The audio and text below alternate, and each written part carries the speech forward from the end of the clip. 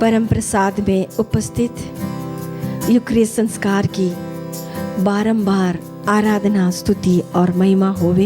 यीशु, हे प्रभु जी, हम अपने कानों में सुनते हैं आपकी आवाज। आपकी इस दिव्य उपस्थिति में डरो मत, क्योंकि तुम्हारे पिता ने तुम्हें राज्य देने की कृपा की है। यीशु, देखो तो प्यारे भाई और बहनों, प्रभु हमें पुकार रहे हैं, प्रभु हमें बुला रहे हैं। देखो प्रभु हमें कैसे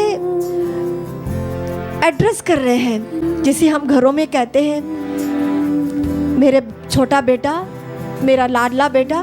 प्रभु हमसे पुकारते हुए हमें कह रहे हैं, हमसे बता रहे हैं, डरो मत, क्योंकि तुम्हारे पिता ने तुम्हें राज्य देने की कृपा की है। यीशु, ये राज्य देने के लिए प्रभु का आगमन निकट है। हाँ प्रभु, ये हमने कई बार मनन किया है। ये राज्य देना मतलब क्या देना, ये राज्य क्या है, हमने कई बार इस पर गौर किया है। यीशु, बारंबार अपने आप को याद दिलाने के लिए आज अब फिर हम प्रभु की उपस्थिति में हैं। ये राज्य और कुछ नहीं, बस शांति का राज्य, न्याय का राज्य। हाँ, शांति और न्याय का राज्य। जहाँ शांति है, जहाँ न्याय है, वहाँ पर डर के लिए स्थान नहीं है। प्रभु पुनः कहते हैं एसायास नबी के द्वारा, नहीं डरो, मैं तुम्हारे साथ हूँ। पूर्व से तुम्हारे वंशजों को लौटाऊंगा, मैं पश्चिम से तुम लोगों को एकत्र करूंगा। जो भी कुछ बिखरा सा अनुभव है तुम्हारा, जो भी कुछ खोया सा अनुभव है आपका, प्रभु कहते हैं जो भी हुआ सो हो गया, होना था और हो गया। अब ढारस रखिए, तो डरिए नहीं, डरिए नहीं।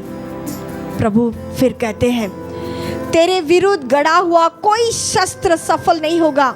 हमें डर इस बात की है अक्सर प्यारे भाई और बहनों, कि लोग हमारे विरुद्ध भुनभुनाते हैं, मेरे विरुद्ध, आपके विरुद्ध, उनके विरुद्ध कई सी बातें कहते हैं, फैलाते हैं, अफवाह फैलाते हैं।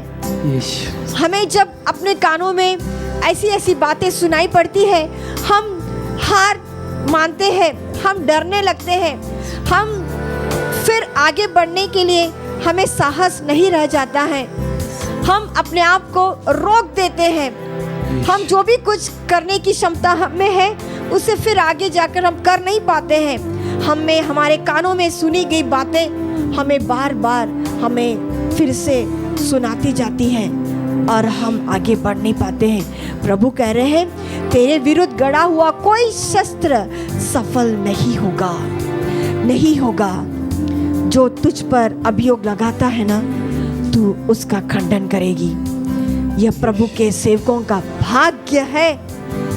मैं प्रभु तुम्हें न्याय दिलाता हूँ। यह प्रभु का कथन है, यह प्रभु की वाणी है, यह प्रभु का शब्द है।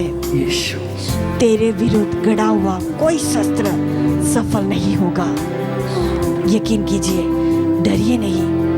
सन्मति के सुसमाचार अध्याय 8 में हम एक घटना देखते हैं, उसे कई बार हमने मनन किया है, सुना है। शिष्यों ने पास आकर उन्हें जगाया और कहा, कब, कौन सी स्थिति में?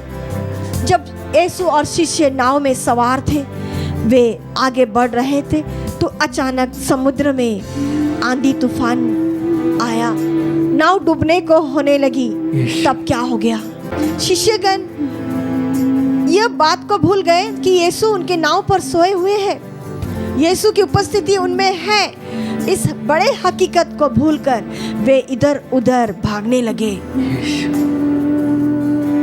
आज प्रभु देखो तो आपके घर में है, देखो तो आज यीशु आपके दिल में है।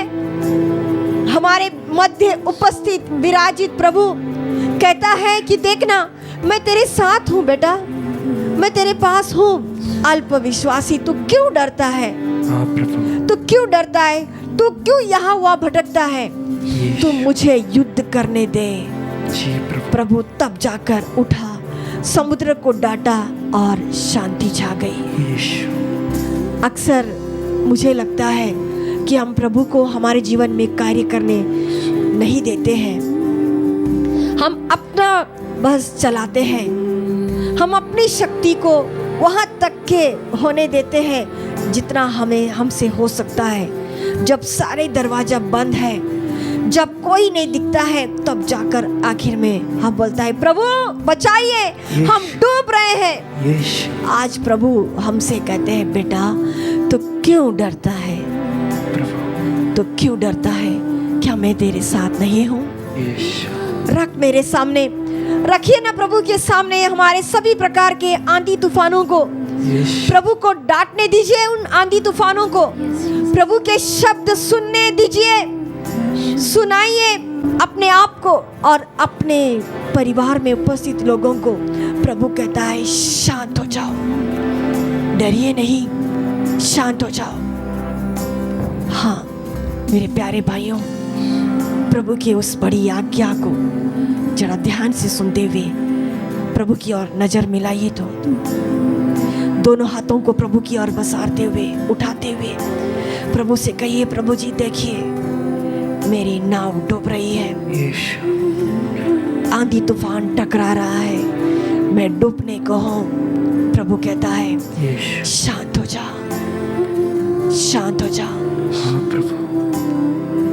और शांत होने के अनुभव के साथ प्रभु की दिव्य उपस्थिति में अपने आप को फिर से पुनः सौंपते हुए कहिए प्रभु आपका नमन हो, यीशु। दिव्य उपस्थिति की आराधना हो, दिव्य शक्ति की महिमा हो, दिव्य आज्ञा की निरंतर स्तुति, आराधना और महिमा हो।